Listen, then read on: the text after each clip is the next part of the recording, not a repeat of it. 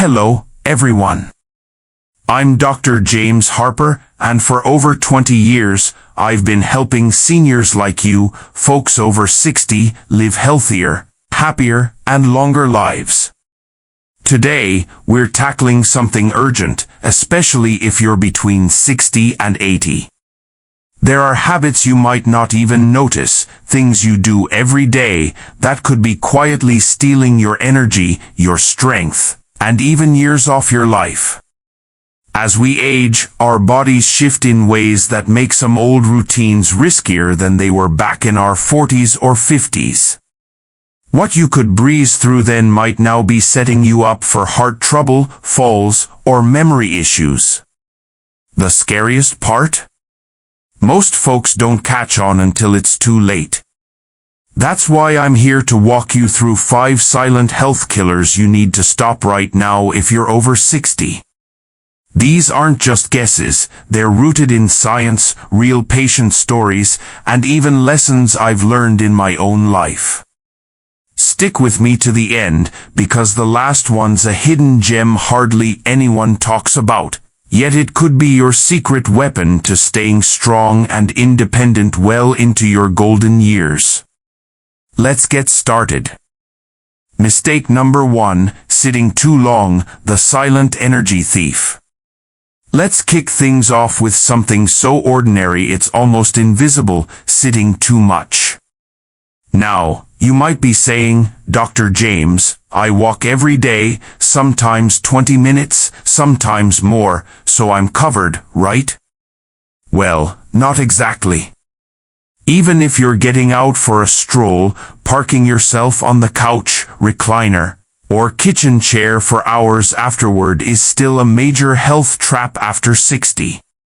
The American Heart Association has studied this extensively, and their findings are eye-opening. Prolonged sitting slows your metabolism. Think of it like your body's engine idling too long, weakens your legs and core muscles, and puts extra pressure on your joints. Over time, this doesn't just make you feel sluggish, it can lead to less mobility, chronic aches, and a higher risk of falls. Something we all want to avoid. Picture this, you've been sitting watching your favorite show, maybe it's Jeopardy! Or a good old Western, and you stand up. Do your knees creak like an old floorboard? Does your back feel like it's locked in place? That's not just a getting older, it's your body sending an SOS. Sitting for long stretches cuts blood flow to your muscles and joints, making them stiff and cranky. It also ups your risk of blood clots, those sneaky blockages in your veins, weight gain from a slower calorie burn, and even brain fog that makes it harder to remember where you parked the car. The Journal of Aging and Physical Activity found that seniors who sit more than 7 hours a day have a 30% higher risk of heart disease compared to those who keep moving. That's a stat worth sitting up for, pun intended. I saw this play out with my patient, Margaret, a spry 67-year-old who loved her morning walks around the block. She'd clock 30 minutes daily, rain or shine, and thought she was doing great. But afterward, she'd settle into her recliner for hours, knitting, reading, or catching up on The Price is Right. Over a year, she started complaining about heavy legs and a nagging lower back ache. Her energy was zapped by noon. When she came to me, I asked about her day. "Oh, I sit a lot after my walk," she said, like it was no big deal. I explained that her walk was a fantastic start, but those long sitting spells were undoing the good. Her muscles weren't getting enough action, and her circulation was suffering. So, we made a plan, nothing fancy, just practical. Every 30 to 45 minutes, she'd get up. Sometimes she'd stretch her arms overhead. Other times she'd walk to the kitchen for a glass of water or do a little sway to her favorite Elvis tune. Within 2 weeks, she called me thrilled. Dr. James, I feel lighter. My legs don't drag, and my back's not yelling at me anymore. Even her sleep improved, less tossing and turning. That's the power of breaking up sitting time. Now, let's bring this home, literally. I've had my own wake-up call with this. As a doctor, I used to spend hours charting patients at my desk after clinic. By evening, my shoulders were tight, my hips ached, and I'd shuffle to the couch like I was 80 myself. I'm only 52. One day, my wife caught me rubbing my back and said, "You tell your patients to move, why not you?" She was right. I started setting a timer on my phone. Every hour, I stand, roll my shoulders, or pace the room. Sometimes I'll do a quick march in place while the coffee brews. It's simple, but I feel sharper and less creaky. If a busy doc can do it, so can you. Here's a test you can try right now. If you've been sitting for over an hour, stand up. Roll your shoulders back 5 times, stretch your legs out in front of you, or take a short walk, maybe to the window to check the weather. Feel a difference? Maybe your knees loosen up or your back says, "Ah." That's proof your body craves movement. The secret isn't a gym membership or a marathon, it's about staying active all day. Little bursts, like standing while folding laundry, pacing during a phone call, or even shifting your weight side to side while cooking, add up big time. Let's break this down into a practical guide you can start today. Set a reminder, use your phone, a kitchen timer, or even a sticky note on the TV. Every 30 to 45 minutes, move. Simple moves: stand and reach for the ceiling 10 times, march in place for 30 seconds, or walk to another room and back. Make it fun, put on a song, maybe Sweet Caroline, and sway or tap your feet. Movement doesn't have to be a chore. Track it, jot down how many times you move in a day. Aim for 8 to 10 breaks. You'll be amazed how it feels. If you're guilty of too much couch time, don't beat yourself up, start small. Stand every half hour, even just to stretch or shift positions. Your heart will pump better, your muscles will stay limber, and your joints will thank you. This isn't about perfection, it's about progress. Who's with me on this? Let's keep those engines running. Mistake number 2, skimping on protein, the muscle meltdown you don't see coming. Next up is a sneaky one, not getting enough protein. You might think, I eat 3 meals a day, meat, potatoes, a veggie, I'm fine, right? Here's the twist, after 60, your body doesn't process protein like it used to. It's less efficient at turning that chicken or beans into muscle fuel, so you actually need more to keep your strength up. Without it, you're at risk of sarcopenia. Say that 3 times fast. It's the gradual muscle loss that creeps in as we age, and it's a bigger deal than you might think.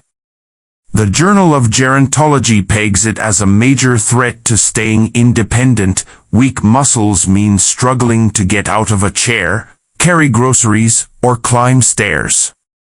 Worse, it ups your odds of falls and fractures, which can land you in a hospital bed. Let's paint a picture. Imagine your muscles as a savings account. In your 30s and 40s, you could deposit a little protein and still build strength. After 60, it's like the bank's interest rate dropped. You need bigger deposits just to maintain the balance. If you're not intentional, that account starts shrinking. The National Institute on Aging says older adults need 1.2 to 2 grams of protein per kilogram of body weight daily. Way more than the 0.8 grams younger folks need. For a 150-pound person, about 68 kilos, that's 82 to 136 grams a day. Most seniors I see barely hit 50. I watched this hit close to home with my Uncle Tom, a sturdy 70-year-old who loved his comfort food, think meatloaf, mashed potatoes, and a roll. He'd always been active, tinkering in his garage or mowing the lawn. But a couple years back, he started huffing up the stairs. His arms looked thinner, and he'd sit down after 10 minutes of yard work, wiped out. I asked about his diet. "Oh, I eat plenty," he said, listing off carbs galore and maybe a slice of ham. I ran the numbers. He was getting 40 grams of protein on a good day. I told him, "Tom, your muscles are starving." He laughed it off until he couldn't lift his toolbox without a grunt. That got his attention. We revamped his meals, nothing drastic, just smart swaps. Breakfast went from toast and jam to eggs with a side of Greek yogurt. Lunch added grilled chicken or tuna to his salad. Dinner included lean beef, beans, or fish, plus a handful of nuts for a snack. Within a month, he was back in the garage, tinkering away. "I feel like I'm 60 again," he told me, grinning. He even challenged me to arm wrestle. Spoiler, I let him win. This isn't just Tom's story, it's science. A study in the American Journal of Clinical Nutrition found that seniors who upped their protein intake saw a 25% boost in muscle strength over 6 months, even without heavy exercise. That's huge. Muscle isn't just about looking good, it's your foundation for moving, balancing, and living life on your terms. I've had my own protein wake-up call too. After long clinic days, I'd grab whatever was quick, usually a bagel or pasta. My energy was fine, but I noticed my arms getting softer, and I'd tire out carrying groceries. At 52, I'm not old, but I'm not 30 either. I started keeping boiled eggs in the fridge, tossing protein powder in my oatmeal, and snacking on almonds. It's simple, and I feel stronger, less winded, more solid. Want to check your muscle strength? Try this: stand up from a chair without using your hands. If it's tough or you wobble, your muscles might be waving a white flag. Protein's your ally here, not just for bodybuilders, but for you. Here's a quick guide to get started. Aim high, shoot for 20 to 30 grams of protein per meal. That's 2 to 3 eggs, a palm-sized piece of chicken, or a cup of lentils. Easy wins: add Greek yogurt, 10-20 g, cottage cheese, 25 g per cup, or a scoop of protein powder, 20-30 g, to your day. Snack smart: nuts, seeds, or a slice of turkey roll-up. Beat chips any day. Mix it up: eggs for breakfast, fish for lunch, beans with dinner. Variety keeps it fun. If you're still eating like you did at 40, it's time to rethink. Protein's not optional, it's essential. Your muscles are begging for it, and your future self will thank you. Who's ready to fuel up? Mistake number 3, skimping on sleep, robbing your body's repair shop. Now, let's talk sleep, something too many of us take for granted. You might think, I get 5 or 6 hours, and I'm fine. Don't old folks need less? I used to buy that myth too, until I dug into the research. The National Institute on Aging is clear: adults over 60 still need 7 to 9 hours of quality sleep, same as younger folks. It's not just about feeling perky. Sleep is your body's repair shop. It fixes muscles, sharpens your memory, steadies your heart, and boosts your immune system. Skimp on it, and you're rolling out the red carpet for fatigue, inflammation, and even a higher risk of dementia or heart disease. Let's break this down. When you sleep, your brain clears out toxins like beta amyloid linked to Alzheimer's, while your muscles rebuild from the day's wear and tear. Your heart gets a break, blood pressure dips, and your immune cells gear up to fight off bugs. Cut that short, and it's like shutting down the shop mid-shift. The Sleep Foundation says poor sleep in seniors raises heart disease risk by 20% and doubles inflammation markers. Think achy joints and foggy thinking. I saw this with my patient, Linda, a 69-year-old retired teacher.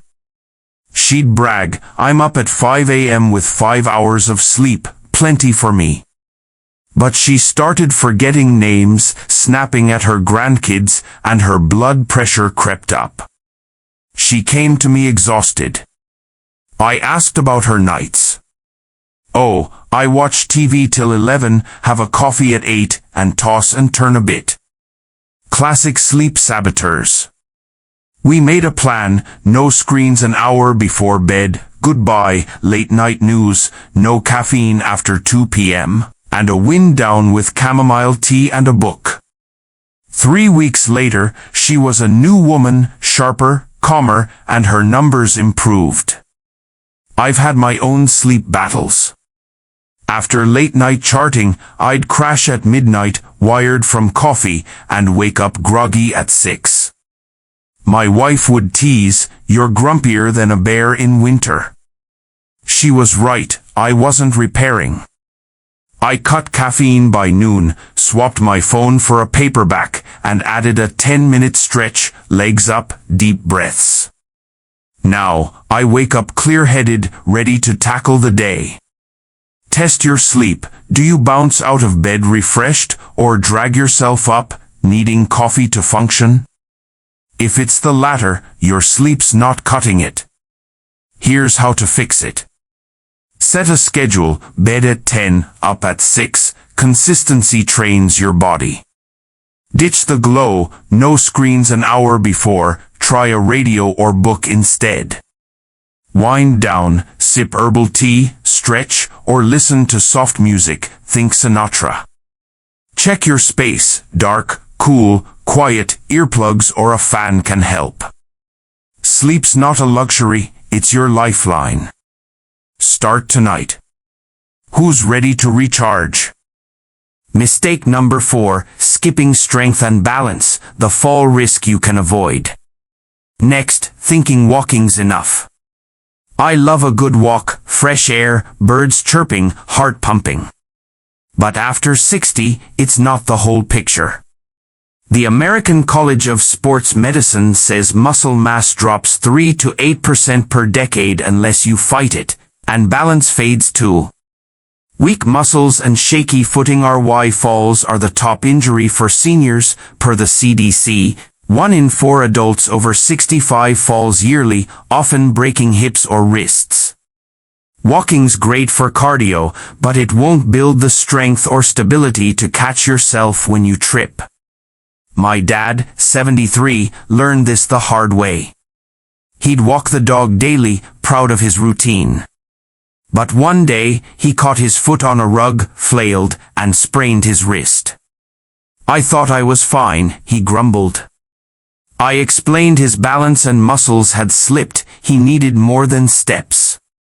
We started small, chair squats, 10 reps, resistance bands for arms, and standing on one leg while brushing his teeth. A month later, he was steadier, grinning, "No more spills, doc." I've added this too: 10 minutes of squats and lunges daily keep me nimble. Test your balance. Near a counter, lift 1 foot an inch off the ground, hold 10 seconds. Wobbly? Time to act. Try this. Strength: 10 chair squats, 10 arm curls with a water bottle, twice daily. Balance: stand on one leg 10 to 20 seconds, switch, use a chair if needed. Mix it: heel to toe walk, like a tightrope, 10 steps, turn, repeat. It's not about heavy weights, it's about staying steady. Who's ready to stand tall? Mistake number 5, ignoring hydration, the sneaky dehydrator. Finally, not drinking enough water. After 60, your thirst signals weaken. Per the Mayo Clinic, you might be dehydrated before you feel parched. This isn't just dry mouth, it's joint pain, kidney strain, confusion, and falls. Coffee or tea? They dehydrate more than they help. My patient, Henry, 76, sipped coffee all day, thinking he was set. Then came headaches, cramps, and dizzy spells. I had him switch 8 ounces of water morning and night, sips all day. Symptoms gone in a week. I've slipped here too, busy days, no water. Now, I keep a bottle handy, sharper, less tired. Test it, pinch your hand's skin. Snaps back. Good. Lingers? Drink up. Aim for 6 to 8 glasses, more if active. Easy fix, big win. Final thoughts, your health, your power. There you go, 5 killers, sitting, low protein, poor sleep, no strength, dehydration. If any hit home, don't stress, your body's tough. Small steps now, standing more, eating protein, sleeping well, pay off big. I've seen it, lived it. Share your next step in the comments, I'm all ears. Like, subscribe, share, drop a 5 if you're here. See you next time. What's your move today?